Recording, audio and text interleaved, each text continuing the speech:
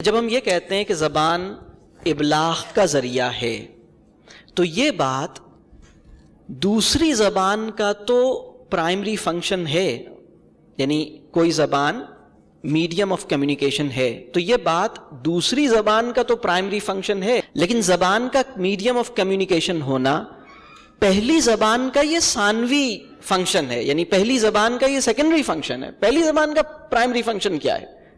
پہلی زبان کا پرائمری فنکشن یہ ہے، یعنی پہلی زبان میڈیم آف کمیونیکیشن ہونے کا رول ضرور ادا کرتی ہے، لیکن یہ اس کا ثانوی رول ہے۔ اس کا پرائمری رول کیا ہے؟ اس کا پرائمری رول یہ ہے کہ یہ میڈیم آف کمپریہنشن ہے، یہ میڈیم آف تھاٹ ہے، یہ میڈیم آف امیجینیشن ہے، یہ میڈیم آف لرننگ ہے۔ کسی بچے کا سوچنے اور سمجھنے کے جو بنیادی وسائل ہیں اس کے پاس جب وہ اس دنیا میں آتا ہے تو جس طرح اپنی دنیا کی معنویت اس پہ کیسے ظاہر ہوتی ہے، اس کے اندر جو وسیلہ پہلی زبان فراہم کرتی ہے، جس طرح پہلی زبان بچے کی انٹلیکچول ڈیولپمنٹ میں جس طرح کنٹریبیوٹ کرتی ہے، وہ کنٹریبیوشن کسی اور زبان کا نہیں ہوتا۔ تو اس حوالے سے پہلی زبان کا بہت زیادہ بنیادی کردار ہے جس کو ہمیں نہیں بھولنا چاہیے۔ اور تعلیم و تربیت کے معاملے میں اگر ہم سنجیدہ ہیں تو زبان کے حوالے سے ہماری پالیسی بہت عاقلانہ ہونی چاہیے، وہ کسی قسم کی مروبیت، کسی قسم کے تعصب، کسی قسم کی کنفیوژن سے بالاتر ہونی چاہیے۔ جب تک ہم زبانوں کے معاملے میں اپنے ذہن کو صاف نہیں کریں گے، تعلیم و تربیت کے بڑے اہداف حاصل ہونے سے رہ جائیں گے۔ ہمیں اس مسئلے کو سمجھنا ہے۔ دوسری بات یہ ہے کہ ہم ایک ایسے نوجوان اور ایک ایسی شخصیت کی تعمیر چاہتے ہیں، اور مسلم امہ کو بھی اور ہمارے معاشرے کو بھی اور اس وطن کو بھی ایسے پڑھے لکھے نوجوانوں کی ضرورت ہے جو ایک سے زیادہ زبانوں پہ دسترس رکھتے ہوں۔ انہیں 4، 6، 5 زبانوں پہ کمال ہونا چاہیے، ان کی لیاقت اپنی زبان میں بھی وہ اپنی سوچ کا اظہار کر سکیں، ایک اعلیٰ سطح پہ بات کر سکیں۔ ہم ایک لفظ استعمال ہوتا ہے انگریزی میں کیلیبر، آپ سب نے سنا ہوگا کیلیبر کا ایک لفظ۔ کوئی بھی انسان جو کیلیبر جسے ہم کہتے ہیں نا، کیلیبر اپنی زبان میں دانائی اور علم اور کہہ لیجئے شعور اور فکر کے اظہار کی قابلیت کے ساتھ جڑا ہوا تصور ہے۔ ایسا نہیں ہے کہ آپ کسی دوسری زبان میں تو علم اور تخیل اور تصور پیش کر سکتے ہوں، لیکن اپنی زبان میں آپ جو ہیں وہ بہت ہی معذوری، آپ اپنی زبان میں آپ کسی بات کا، کسی سوچ کا اظہار نہ کر پائیں۔ تو دنیا میں کوئی قوم ایسی نہیں ہوگی جس کا دانشور کسی دوسرے ملک کی زبان میں تو دانش کا پیش کر سکے لیکن اپنی زبان میں وہ دانش نہ پیش کر سکے۔ یہ معاملہ صرف ہمارے ہی ساتھ ہوا، تو اس کو میرا خیال ہے کہ سمجھنے کی ضرورت ہے۔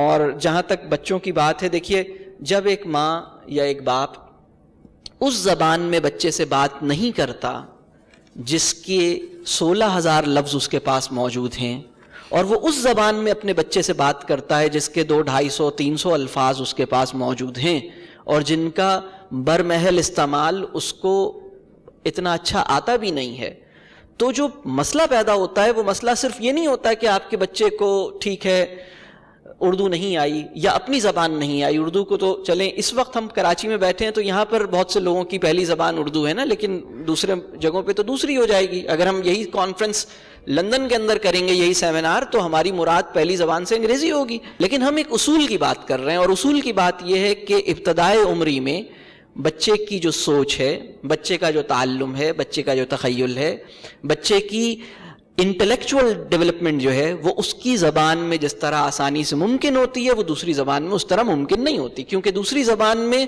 وہ تہذیبی وسائل، وہ کہہ لیجئے کہ کانٹیکسٹ اتنا محدود ہوتا ہے، والدہ، والد، نانی، نانا، دادی، دادا، گھر، اس کے اندر اس زبان کے لیے وہ گنجائش موجود نہیں ہوتی اور اظہار کے وہ برجستہ پیرائے ممکن نہیں ہو پاتے، جس کی وجہ سے بچے کی سوچ میں، دیکھیے اپنے بچے کی سوچ میں روانی اور سوچ میں گہرائی اور سوچ میں وسعت، یہ زیادہ بڑا گول ہے کسی دوسری زبان کے اندر لہجے اور کسی دوسری زبان کے الفاظ پہ قدرت حاصل کرنے سے، اور یہ کام اپنی زبان کے ساتھ جڑنے سے پہلے مرحلے پر اچیو ہوتا ہے، اس کے بعد پھر ہم دوسری زبانیں بھی شروع کرتے ہیں.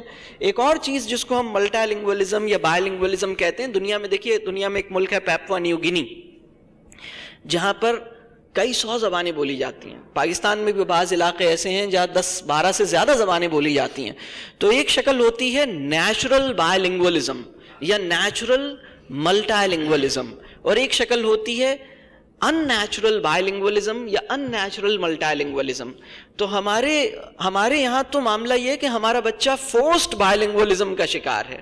2 سال کا بچہ جس کو سمجھ میں نہیں آ رہا کہ اپنی استانی کو یہ بات کیسے بتائے، یا 3 سال کا بچہ یہ کیسے اپنی بات کو بتا، وہ اپنے اس کے سوال سرفیس نہیں ہو پاتے، وہ اپنا مدعا بیان نہیں کر پاتا. یعنی ایک تکلف والی فضا پیدا ہوتی ہے. یعنی تکلف جو ہے، کسی تعلیمی فضا کے اندر تکلف کا پیدا ہونا، اظہار کے اندر ہچکچاہٹ کے رویوں کا پیدا ہونا، یہ بڑی غیر مناسب بات ہے بچے کے لیے. تو ہمیں پہلے یہ طے کرنا ہوگا. دیکھیے، آپ میڈیم آف انسٹرکشن کے بارے میں سوچ سکتے ہیں، لیکن میڈیم آف لرننگ کے بارے میں آپ نہیں سوچ سکتے. جیسے ڈاکٹر صاحب ابھی فرما رہے تھے کہ آپ فرسٹ لینگویج کا تعین کرنا آپ کی ذمہ داری نہیں ہے، یہ تو خدا نے پہلے ہی کر دی ہے. تو اسی طرح جو فرسٹ لینگویج ہے وہ ایکچولی میڈیم آف لرننگ ہے، میڈیم آف امیجینیشن ہے، میڈیم آف تھاٹ ہے، میڈیم آف کہہ لیجئے کمپریہنشن ہے. تو جب آپ کسی بچے سے اس کی پہلی زبان میں اس کو گرو نہیں ہونے دیتے، یعنی جس بیج کو جس مٹی کے لیے موضوع بنایا گیا ہے، جس مٹی کو جس بیج کے لیے موضوع بنایا گیا ہے، یہ قدرت کا فیصلہ ہے، آپ اس مٹی کو اس بیج سے دور کر دیتے ہیں اور آپ کہتے ہیں کہ نہیں، مجھے ناریل کا بیج اس مٹی پہ نہیں اس مٹی پہ گرو کرنا ہے، تو وہ بہرحال کسی طریقے سے گرو ہو جاتا ہے. لیکن جو دشواریاں اس کو پیش آتی ہیں اور جتنی پست قامتی اس درخت کی ہوتی ہے، اس پودے کی ہوتی ہے، اس کا اندازہ آپ کر سکتے ہیں. یہ ہے وہ بنیادی میرا خیال ہے کہ مسئلہ. دیکھیے، تمام زبانیں برابر کی مقدس ہیں. ہر زبان رب کریم کی نشانیوں میں سے ایک نشانی ہے. ہر زبان رب کریم کا ایک فیصلہ ہے. اگر کوئی انسان کسی زبان کو نہیں جانتا تو وہ پیدائشی طور پر ڈس ایڈوانٹیجڈ نہیں ہے، اور اگر وہ پیدائشی طور پر کسی زبان کو جانتا ہے تو وہ پیدائشی طور پر ایڈوانٹیجڈ نہیں ہے.